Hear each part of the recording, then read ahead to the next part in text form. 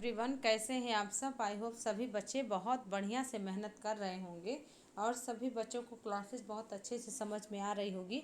तो फ्रेंड्स, आज हम लोगों का क्लास नंबर 48 है और बहुत अच्छे अच्छे क्वेश्चंस आपको दिए जा रहे हैं। इससे आपको बहुत ही इम्पॉर्टेंट पॉइंट्स का जानकारी हो रहा है तथा साथ ही साथ पुराने फैक्ट्स आपके रिवीजन हो रहे हैं। ठीक है, तो सबसे इम्पोर्टेंट हो जाता है आपका रिवीजन करना।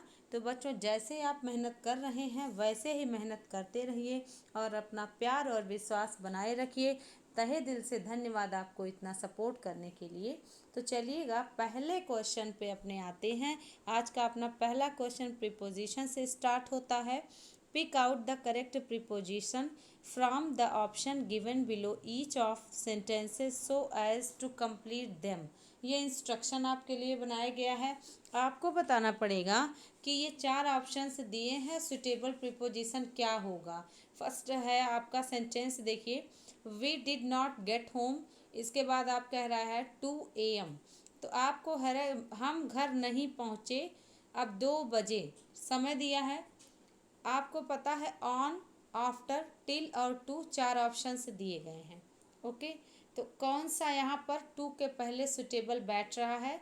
वैसे तो आप सामान्यतया जानते हैं कि एट टाइम के पहले लगता है, समय सीमा के अंदर की बात हो तो इन लगता है, बट जब आप आंसर करते रहें बच्चों, बिल्कुल सी ऑप्शन करेक्ट है। बहुत अच्छे, तक का मीनिंग आ रहा है। ठीक है, 2 बजे तक। ओके, ऐसे सेंस में टिल का प्रयोग किया जाता है। सी ऑप्शन करेक्ट आंसर है, फर्स्ट ऑप्शन का सी, तक के अर्थ में। ओके, ऑन नहीं होता है समय के पहले यूज़। ऑन टाइम तो ये यूज़ होता है ठीक समय पर, लेकिन ऑन 2 o'clock 3 AM ऐसा नहीं होता। आफ्टर भी नहीं, टू भी नहीं, या तो एट यूज़ होता या तो टिल यूज़ होता। ओके, तो चलिएगा क्वेश्चन नंबर फर्स्ट बहुत आसान था। सेकंड देखेंगे, मैरिज ऑफ गॉड, बताएंगे ईश्वर का विवाह। ऑप्शन पॉलीगेमी, मोनोगेमी, थियोगेमी और मिजोगेमी। ये थियोगेमी है, GAMY, इसको आप टाइपिंग मिस्टेक समझें। ओके, थियोगेमी बताएंगे क्या करेक्शन यहाँ होना चाहिए, कौन सा ऑप्शन मतलब करेक्ट होगा। आप देख पा रहे हैं पॉलीगेमी, बहुविवाह प्रथा। ओके, बहुविवाह प्रथा आपको बताया गया है। पॉलीगेमी है ना, इसके में बहुपत्नी होती हैं, और पॉलीएंड्री होता तो बहुपतित्व होता है। मोनोगेमी एक विवाह प्रथा, और थियोगेमी आप समझ रहे, थियो मतलब गॉड होता ही है। ठीक है, थियोगेमी इसका मतलब ईश्वर का विवाह। ठीक है, तो ये आपका ऑप्शन नंबर सी करेक्ट है। बहुत अच्छे, बहुत बढ़िया, बहुत अच्छे, मेहनत कर रहे हैं आप सभी। बिल्कुल बच्चे, सी ऑप्शन करेक्ट है। मिजोगेमी मतलब होता है विवाह से घृणा करने वाला, a person who hates marriage, जिसको शादी ना करना हो, विवाह से घृणा करने वाला व्यक्ति। ओके, चलेंगे क्वेश्चन नंबर थर्ड पर। A group of ants is called. First option है फ्लीट, सेकंड है स्वार्म, और थर्ड है हर्ड, और फोर्थ है स्टॉर्म। बताएं कौन सा ऑप्शन करेक्ट होगा। आंट्स के ग्रुप को क्या कहते हैं, कलेक्टिव नाउन वाला क्वेश्चन है। ठीक है, ग्रुप ऑफ आंट्स क्या कहलाता है, फ्लीट कहलाता है, स्वार्म या हर्ड या स्टॉर्म, बताएंगे। बिल्कुल बच्चों, बहुत इंपॉर्टेंट क्वेश्चंस हैं ये सब, किसी भी एग्ज़ाम्स में पूछे जाते हैं, चाहे आप इसको वर्ड पावर में ऐड करें, चाहे वन वर्ड सब्स्टिट्यूशन में, ठीक है, चाहे कलेक्टिव नाउन वाले क्वेश्चन में। तो देखिए, फ्लीट होता है जहाज़ों का बेड़ा। ठीक है, फ्लीट ऑफ शिप्स होता है। ठीक, शिप्स, तो फ्लीट आंसर नहीं होगा। स्वार्म ऑफ फ्लाइज भी होता है, स्वार्म ऑफ आंट्स भी होता है, तो बी ऑप्शन, बिल्कुल बी वाले बच्चे करेक्ट जा रहे हैं। हर्ड तो हाथी के लिए है ना, हाथी के लिए, कैटल के लिए, सब आपके जो है हर्ड यूज़ होता है। स्टॉर्म मतलब तो आंधी तूफान, आप जानते ही हैं। तो बिल्कुल बहुत अच्छे, बी ऑप्शन करेक्ट है। ओके, चलेंगे क्वेश्चन नंबर फोर्थ पर। अ person who is a great lover of his country क्या कहलाएगा, एक ऐसा व्यक्ति जो अपने देश को बहुत ज़्यादा प्रेम करता है उसको क्या कहेंगे? पहला first option pariah, second philology, third option patriot और फोर्थ ऑप्शन पैट्रियोज। बताइएगा। पैट्रॉइज, फोर्थ ऑप्शन है पैट्रॉइज। चारों का एक अपना अपना मीनिंग है, ज़रूर से ज़रूर आपको बताया जाएगा, बट आप पहले आंसर करें। ओके, बिल्कुल बताइएगा। एक ऐसा व्यक्ति जो अपने देश से प्रेम करता हो। It's very easy I think. ठीक है, सभी बच्चे जान पा रहे हैं। बिल्कुल, बहुत बढ़िया, बहुत एकदम। Yes yes, C option is our correct answer. Patriot, आप सभी जानते हैं देशभक्ति के लिए, देशभक्त के लिए पैट्रियट और पैट्रियाटिक वर्ड यूज़ होता है। ओके, तो बिल्कुल सी ऑप्शन सभी बच्चों का करेक्ट है। अब चलिए देखते हैं फिलोलॉजी का क्या मतलब है। तो फिलोलॉजी का मतलब होता है स्टडी ऑफ लैंग्वेज। आप इसको जानते रहें, study of language is called, language is called philology. Okay, और सेकेंड ऑप्शन और फर्स्ट ऑप्शन पैरिया था। इसका मतलब होता है one who is not accepted by society. मतलब आप कह सकते हैं ना, समाज से बहिष्कृत व्यक्ति, that is called pariah, one who is not accepted by society. Okay, तो आई होप आप समझ पा रहे हैं। थर्ड अपना आंसर है। लास्ट का पैट्रॉइस का मीन्स क्या होता है? इसका मीन्स आप जान लें, अ लैंग्वेज, आप इसको नोट करते चलें, a language of a special group. Okay, मतलब किसी विशेष प्रकार के समूह की भाषा, समाज की भाषा, that is called patois. Okay, तो इसको नोट करते चलें। These are very important points. चलिए क्वेश्चन नंबर 5 पर। He could not do A slash so as to B slash obeying the orders C slash no ready. Grammatically mistake ढूंढना पड़ेगा। ही could not do यहाँ तो सही है, सो एज ये भी कंप्लीट है, टू इसके बाद अब आपको मिल गया। बिल्कुल, बहुत अच्छे। कौन सा आंसर ऑप्शन करेक्ट किया जाए? Option number A B C और no error D, which will be right answer? बताएं। बिल्कुल, टू प्लस वर्ब का फर्स्ट फॉर्म होता है ना, आप जानते हैं इन्फिनिटिव होता है। ये टू का यूज़ जब ऑब्जेक्ट को दिखाने के लिए किया जाता है तो आप इसको इन्फिनिटिव करेंगे। टू प्लस वर्ब का फर्स्ट फॉर्म ओबे, ना कि obeying. C will be right answer, option number C. Let's come to question number 6। Are you sure there are not, इसके बाद कह रहा है मोर लेटर्स टू पोस्ट।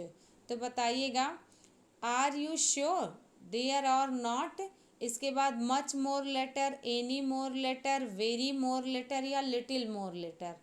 तो बताइएगा इसमें कौन सा करेक्ट होगा?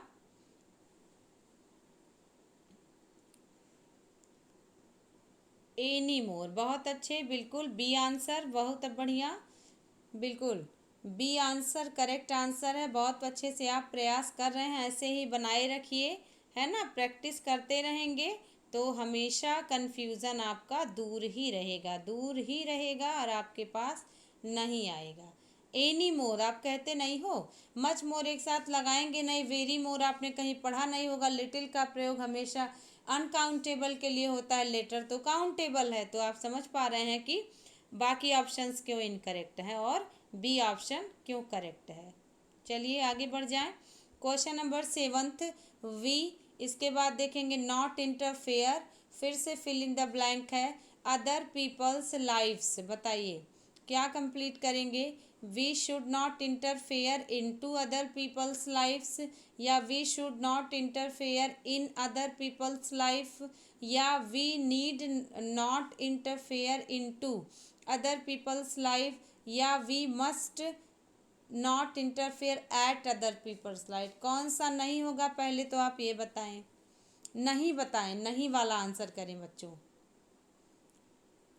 आपको लगता है ना कि डी आंसर नहीं होगा? बिल्कुल आपको सही लग रहा है, डी आंसर नहीं होगा। तो देखिए, अब चलिए देखिए, वी शुड नॉट, ये तो करेक्ट है, शुड ही लगेगा। लेकिन इंटरफेयर कोई घुस के किया जाता है, कोई कमरा है किसी का लाइफ की आप मोशन के साथ एंट्री मार रहे हैं, तो मोशन का यूज़ हो तब इनटू लगता है। अब बचा option B, option C. B में सामान्य प्रोसेस और डी में कह रहा है ज़रूरत नहीं है, फिर से इनटू आ गया। भाई हो सकता है मेरा मन ना हो, लेकिन आपको आपका मन हो, आप ऐसे प्रवृत्ति के हों, ऐसे स्वभाव के हों कि आपका मन ही करता हो आपके किसी के लाइफ में इंटरफेयर करने का। हर अलग अलग तरीके के सोसाइटी में लोग होते हैं। तो यहाँ पे वी शुड नॉट एक सामान्य प्रक्रिया है कि हमें दूसरे लोगों के जीवन में इंटरफेयर नहीं करना चाहिए। सामान्य सी प्रक्रिया है, आपको यही ध्यान में रखना है। ठीक है, आपका नज़रिया हो सकता है, ठीक है, कि नहीं मुझे जानना है किसके लाइफ में क्या हो रहा है, हो सकता है अगले का ना हो, बट आपको एक सामान्य प्रोसेस अपने दिमाग में रख के काम करना है। वी शुड नॉट ऐसे सेंस में हमेशा शुड नॉट के किया जाता है। ओके, चलिए आगे बढ़ जाएंगे। बिल्कुल, बहुत से बच्चों का आंसर करेक्ट आ रहा है, जो थोड़ी सी गड़बड़ हो गई उसको ध्यान रखिएगा, ये सामान्य प्रोसेस है। क्वेश्चन नंबर 8 देखिएगा, कैंडिडेट्स शो। अब देखिएगा, identity cards before entering the examination hall.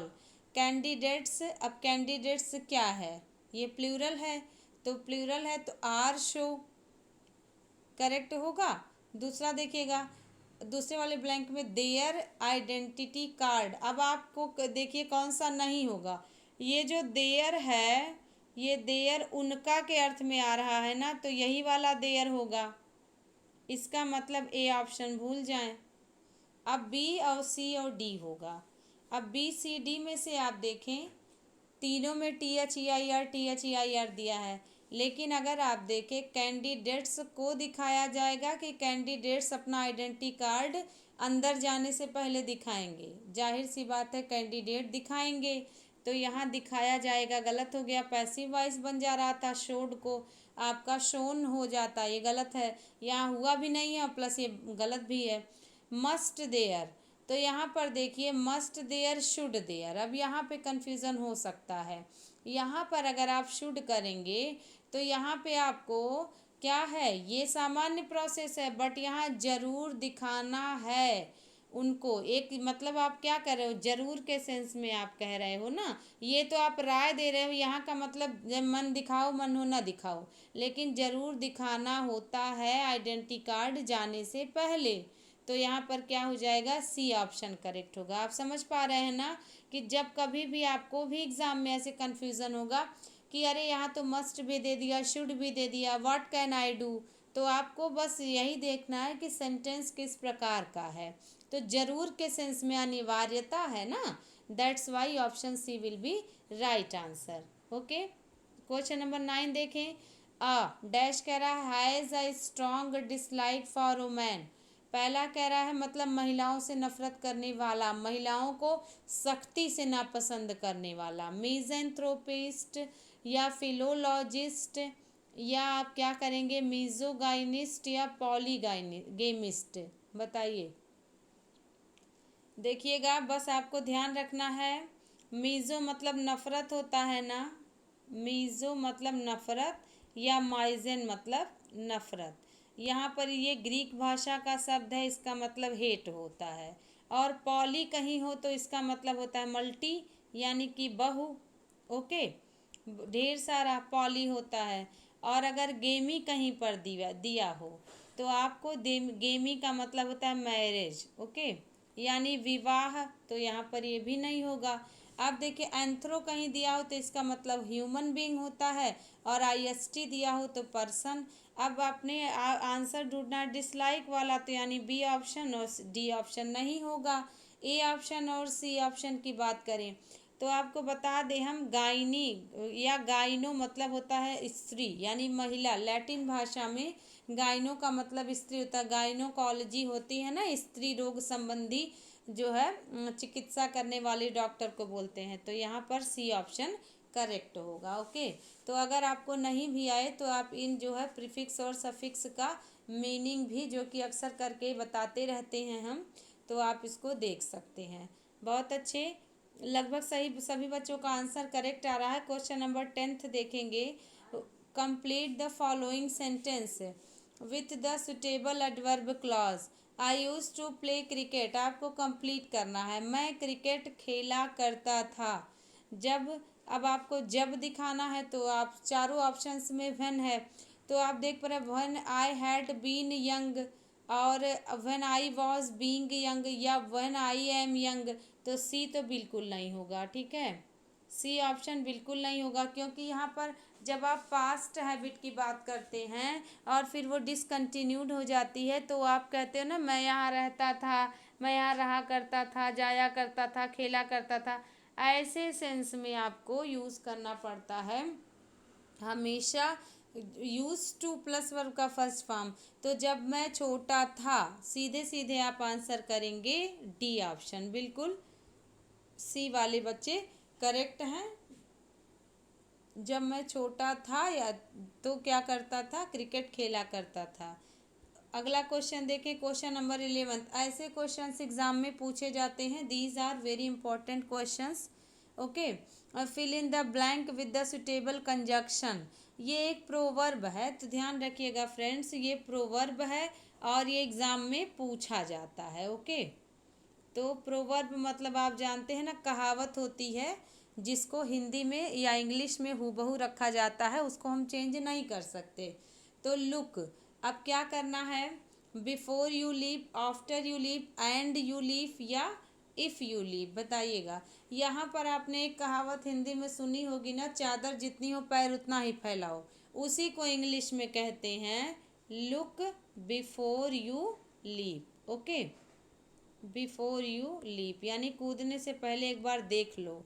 इसका मतलब वही हुआ ना कि आपके पास जितने पैसे हों, आपकी इच्छाएं उतनी ही होनी चाहिए, उससे ज़्यादा करेंगे तो प्रॉब्लम होगी। लुक बिफोर यू लीप, आप इसको ऐसे समझ लें, हूबहू लर्न कर लें।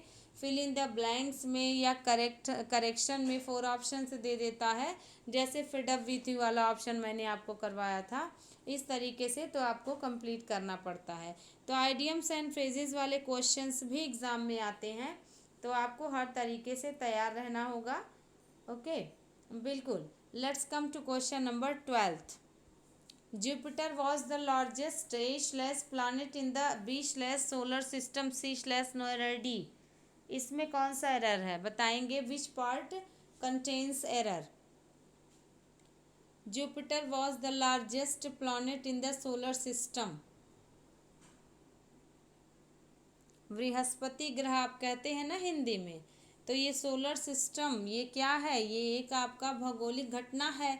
यहाँ पर वॉज नहीं करेक्ट होगा, इज करेक्ट होगा, ठीक है। नेचुरल ट्रुथ जो होता है, साइंटिफिक इन्वेंशन, जोग्राफिकल फैक्ट, वहाँ हमेशा प्रेजेंट होता है।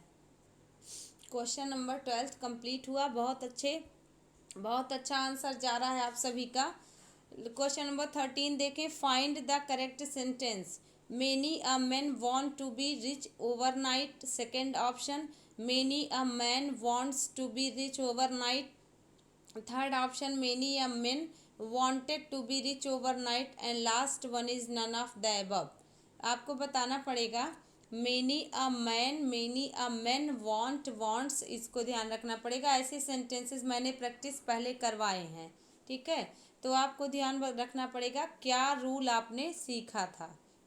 याद रखिए, जब मेनी अकेले आए तो आपको पता है ना कि ये प्लूरल होता है, और जब प्लूरल होता है तो इसके साथ प्लूरल नाउन और प्लूरल हेल्पिंग वर्ब लगता है। बट आपको याद रखना पड़ेगा मेनी के साथ अगर ए और एन हो जाए, यही तो फैक्ट है, आपको ध्यान रखना पड़ेगा। मेनी के साथ ए और एन हो जाए तो आपको याद रखना है, ए और एन को आप बिल्कुल भी देखकर परेशान नहीं होंगे। ए के बाद तो सिंगुलर होगा मैन, तो सिंगुलर वर्ब भी हो जाएगा, ओके, सिंगुलर वर्ब भी हो जाएगा, तो अपना बी आंसर करेक्ट है। मेनी होता तो प्लूरल, लेकिन ए होने की वजह से singular noun singular helping verb लगेगा, अदरवाइज मेनी के साथ ए आएगा ही क्यों, ऐसे भी आप एग्जाम में दिमाग लगा सकते हैं, okay. Let's come to question number 14। Identify the underlined clause. The teacher told the students that their result was quite good. Which one is suitable clause of the underlined sentence? बताएं। The teacher told the students. अब आपको मिल रहा है that there result was quite good. बताइएगा बिल्कुल, quite मतलब बिल्कुल होता ना, बिल्कुल सही था, बिल्कुल अच्छा था। अब आपको ये अंडरलाइन क्लॉज पहचानना है। Option one is adjective clause और we can say relative clause in another word. Second option is adverb clause, third one is noun clause and last option is principal clause. Which one is correct answer?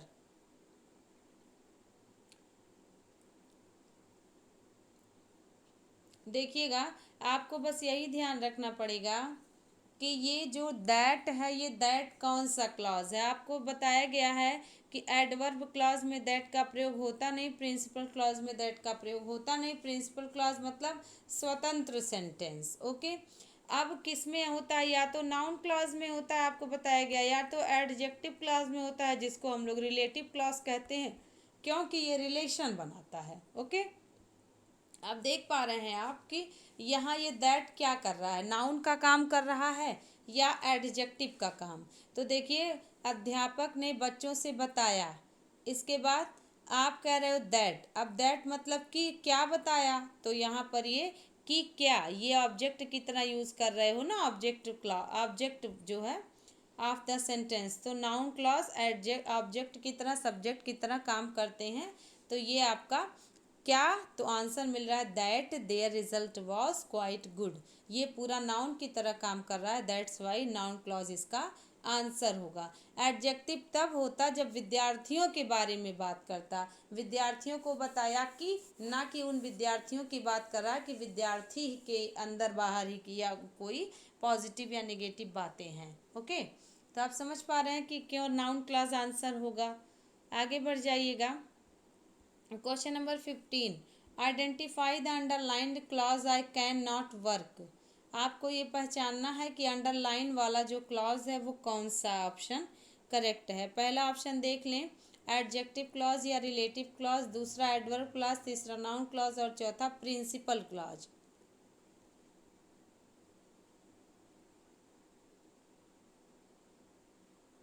यहाँ पर आप देखिए principal clause नहीं होगा, क्योंकि unless, जब तक, ठीक है, देयर इज कंप्लीट काम एंड क्वाइट, बिल्कुल शांति नहीं हो जाएगी मैं काम नहीं करूँगा। ठीक ना, यहाँ पर शर्त की जा रही है, तो बताइए क्या करेक्ट करेंगे आप? जब तक कि एकदम शांत वातावरण नहीं होगा तब तक मैं काम नहीं करूँगा। बताइए, काम नहीं कर सकता। अब यहाँ पर देखिए नाउन क्लॉज में तो ये कंजक्शन आता ही नहीं, एडजेक्टिव में भी नहीं आता, तो आपका आंसर बी हो जाएगा, एडवर्ब क्लॉज। बिल्कुल सही, बी वाले बच्चे करेक्ट हैं। आपको पता है नाउन क्लॉज और एडजेक्टिव क्लॉज में सिर्फ क्वेश्चन वर्ड और दैट वाले कंजक्शन आते हैं।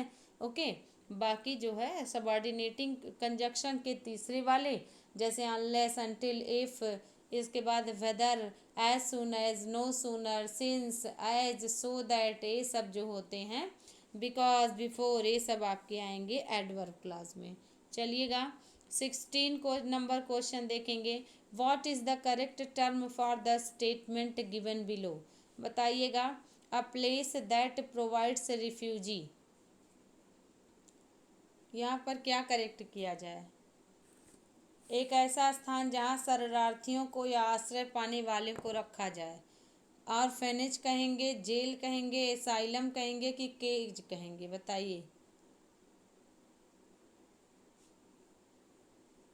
विच वन इज करेक्ट आंसर बताएं।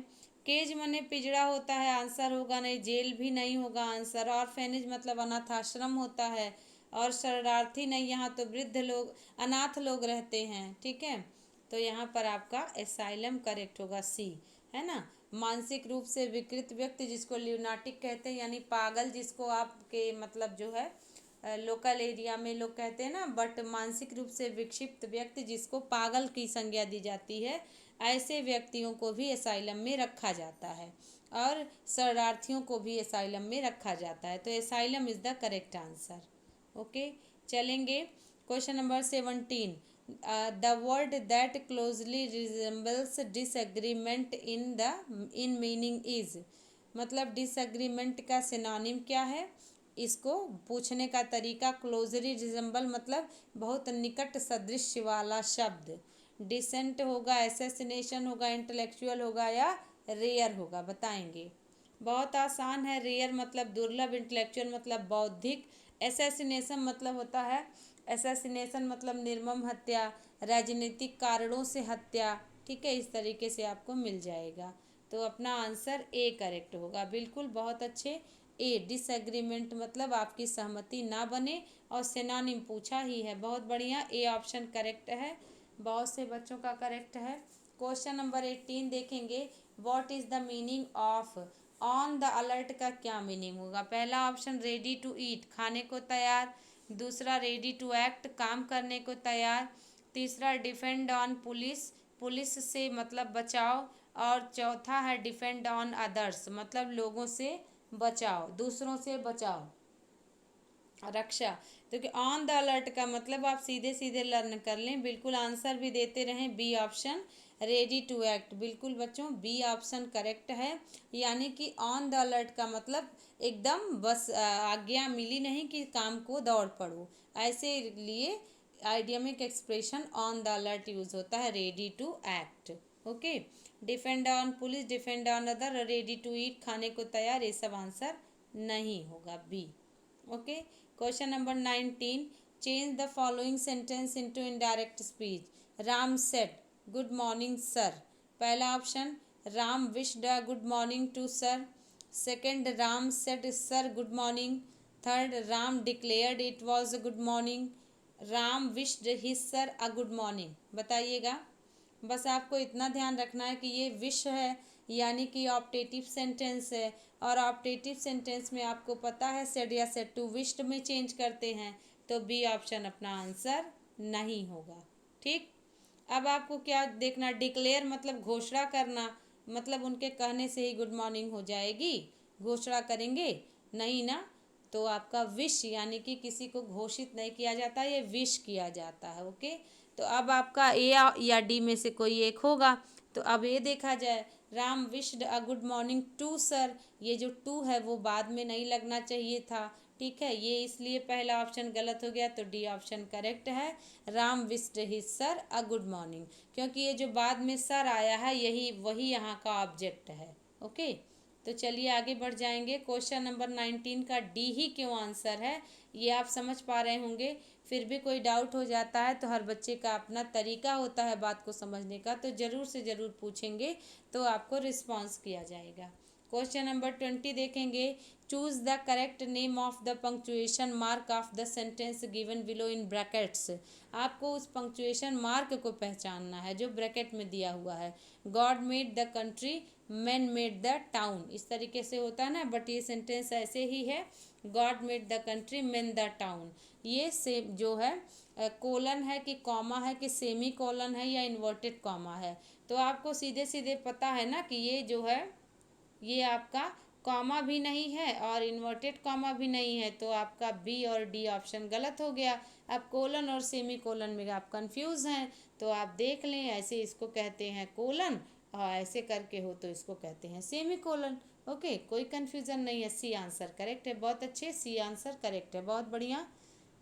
Okay, question number 21। Which sentence has an intransitive verb. बताएं, इंट्रांजिटिव वर्ब कौन से सेंटेंस में है? पहला, the ball kicks the football. दूसरा, अब ट्रांजिटिव और इंट्रांजिटिव आपको याद है ना कि ट्रांजिटिव मतलब ऑब्जेक्ट के साथ, ट्रांजिटिव मतलब with object. Okay, with object, और इंट्रांजिटिव का मतलब विदाउट ऑब्जेक्ट, यानी बिना ऑब्जेक्ट के और ऑब्जेक्ट के साथ। जब ऑब्जेक्ट के बिना रहेगा तो आप इसको कह देंगे इंट्रांजिटिव, और जब ऑब्जेक्ट के साथ रहेगा तो आप उसको नाम देंगे ट्रांजिटिव का। आप देख पा रहे हैं कि यहाँ पर द कौन सा ढूंढा जाए, कैसे ढूंढते हैं तो आप जानते हैं, वर्ब के बाद वॉट या हुम लगाकर। तो द बॉय किक्स वॉट, तो आंसर मिल गया फुटबॉल, ये आंसर नहीं होगा। दूसरा देखा जाए, ये मतलब ट्रांजिटिव वर्ब है और अपने को इंट्रांजिटिव चाहिए। दूसरा ऑप्शन है I feel a severe pain in my head. यहाँ पर भी देख पा रहे हैं आप, severe pain in my head, यहाँ पर भी गड़बड़ है। पेन, पेन आपको जो है ट्रांजिटिव वर्ब क्या, तो आंसर मिल गया पेन। सी देखें द ड्राइवर स्टॉप्ड व्हाट, तो आंसर मिल गया ट्रेन, ट्रेन ऑब्जेक्ट है। डी ऑप्शन में देखें ही रैन अ लॉन्ग डिस्टेंस, ले यहाँ पर व्हाट या होम से आंसर नहीं मिल रहा है। How many distance, how much distance, तो आप कहोगे हाउ मच डिस्टेंस, तो आंसर मिल जाएगा। ठीक है, कितना डिस्टेंस, तो यहाँ पर आपको क्या कहना होगा, डी आंसर करेक्ट है। ओके, इंट्रांसिटिव वर्ब यही है, इसी में ऑब्जेक्ट नहीं है। क्वेश्चन नंबर 22 देखें, choose the correct animal cry to complete sentence. जानवरों की आवाज़ भी, जानवर के बच्चे भी, जानवर के रहने का स्थान, बहुत सारे क्वेश्चंस पूछता है। डॉग बार्क, लायंस रोर, तो फ्रॉग की आवाज़ को क्या कहते हैं। ठीक है, डॉग के बार्क कहते हैं, लायन की आवाज़ को रोर कहते हैं, तो फ्रॉग यानी मेढक की आवाज़ों को क्या कहते हैं, तो कू कहेंगे, नहीं करेंगे। चिर्प चिड़ियों की आवाज़ को कहते हैं। क्रोक ही, बिल्कुल बहुत अच्छे, क्रोक करेक्ट आंसर है। स्क्रीम तो मोर वगैरह के, चील हो गया, बाज हो गया, इसकी आवाज़ को स्क्रीम बोलते हैं। ठीक है, क्रोक करेक्ट आंसर है। मेढक की आवाज़ को क्रोक कहते हैं। ऐसे भी क्वेश्चंस आते हैं, ठीक ना, आप इसको हल्के में नहीं ले सकते कि ये सब तो मैं LKG में UKG में पढ़ा था। नहीं बेटे, आपको जो है ऑप्शन से कन्फ्यूज़न हो सकती है। अब क्वेश्चन नंबर 23 देखें, adjective form of boast. Boast मतलब आप जान रहे हैं ना, डींग मारना, लंबी लंबी छोड़ना, तो इसका एडजेक्टिव क्या होगा। बोस्टी कहें तो नाउन हो गया, बोस्टफुली कहें तो एडवर्ब हो गया, और बोस्टफुल कहें बहुत अच्छे, सी वाले बच्चे करेक्ट जा रहे हैं। FUL अगर सफिक्स कहीं पर लगा हो, ठीक है, FULL बाद में एक एल हो जाता है। सम लगा हो, ट्रबुल सम, वर्दी लगा हो, ट्रस्ट वर्दी, ठीक है, ये सब आपका क्या होता है, एडजेक्टिव होता है। बहुत अच्छे, बहुत बढ़िया कोशिश आप लोग कर रहे हैं, बहुत अच्छा प्रयास है, ऐसे ही मेहनत करते रहिए। ठीक है, the specific word for the loud noise made by an elephant is, बताइए एलिफेंट की आवाज़ को क्या कहते हैं, चिग्घाड़ को हर्ड कहते हैं, ये तो इसके झुंड को कहते हैं, ये आंसर नहीं होगा। ब्रे कहते हैं, तो ब्रे तो डंकी यानी कि ऐश यानी गधे की आवाज़ को कहते हैं। ओके, नी घोड़े की आवाज़ को कहते हैं, तो ट्रम्पेट इसका करेक्ट आंसर। बहुत बढ़िया, बिल्कुल सही, सभी बच्चों का करेक्ट है ना। 25 क्वेश्चन देखिए, 25th number, identify the correct tense in the following sentence. He said that he was going to eat, बताइए इसको पहचान लेना है। अब बहुत से बच्चे ये कंफ्यूज होंगे कि हम कैसे पहचाने, तो फ्रेंड्स आप इसको याद रखिएगा कि स्वतंत्र क्लॉज को ही पकड़ना है। आपको ये नहीं सोचना है कि आप, जैसे आपने देखा है ना कि कोई भी सेंटेंस जो है कंजक्शन जब ऐड होता है तो दो क्लॉज होते हैं, तो प्रिंसिपल क्लॉज स्वतंत्र होता है, सबऑर्डिनेट क्लॉज हमेशा उस पर निर्भर होता है। तो प्रिंसिपल क्लॉज होता क्या है, जिसकी मीनिंग फुल स्टॉप लगा दो वहीं पर तो कंप्लीट हो जाए। अगर हम कहें ही सेड दैट, तो आप क्या कहेंगे, ही सेड दैट अगर हम कह दें तो आप कहोगे मैम आगे बोलिए, कुछ कह रही हैं ना आप। तो लेकिन अगर हम ही सेड दैट को 2 मिनट के लिए स्किप कर दें और बोले he was going to eat, वह खाने, ईट इट, वह खाने जा रहा था, इसको वह खाने जा रहा था, तो बात खत्म हो जाएगी। दैट को हटा करके he was going to eat it कहें तो आप यहीं पर प्रिंसिपल क्लॉज के रूप में इसको मान लेंगे। तो यहाँ पर आपको प्रिंसिपल क्लॉज यानी कि मेन क्लॉज जो होता है, डिपेंडेंट क्लॉज, उसके टेंस को पहचानना होता है। तो आपको समझ में आ गया ना, पास्ट कॉन्टिन्यूअस टेंस, बिल्कुल सही। टेंस वाले क्वेश्चंस भी बच्चों आप इसको लाइटली नहीं ले सकते, एग्जाम्स में पूछता है। ठीक है, तो आपको जो है ऐसे ही क्वेश्चंस एग्ज़ाम में भी मिलेंगे। इसी भरोसे के साथ आप प्रैक्टिस करते रहिए और बने रहिए। जल्द ही हम लोगों का 1-2 दिन में 50 क्लासेज कंप्लीट हो जाएंगे और हम लोग 50 क्लास कंप्लीट कर लेंगे। ठीक है, शुरुआत में 20 क्वेश्चंस आपको दिए जा रहे थे, बाद में मुझे लगता है 22 या 21 क्वेश्चन से 21 क्लास से मैं 25 क्वेश्चंस देना स्टार्ट कर दी हूँ। तो आप इसको जो है मल्टीप्लाई कर सकते हैं और आपको अंदाज़ा लगेगा कि आपने, मुझे लगता है ये 1100 से ऊपर जाएगा क्वेश्चन की संख्या। शुरुआत के जो है क्लासेज जो है 21 या 22 तक आपके 20 क्वेश्चंस थे और क्लास 22 से या 3 से मैंने 25 क्वेश्चंस देना स्टार्ट किया है। इसको आप मल्टीप्लाई कर लें, फिर देखें आप कितना क्वेश्चंस आपने कर लिया और पता नहीं चला तो ओके। मैंने 50 क्लास को ऐड करके बोल रही हूँ, ठीक ना। तो आप इसको 50 का टारगेट मान के अगर जो है इसको ऐड करें, इसको जोड़ें, तो आपको पता चल जाएगा कि आपने कितने अच्छे अच्छे क्वेश्चंस मिले और कितना बढ़िया से आपने प्रैक्टिस किया। ऐसे ही बच्चों बहुत मेहनत करते रहिए। मेहनत करने वाला ही हमेशा समाज में अच्छा इंसान बनता है। तो इसी सोच के साथ चलिए मिलते हैं नेक्स्ट क्लास में। Thank you so much.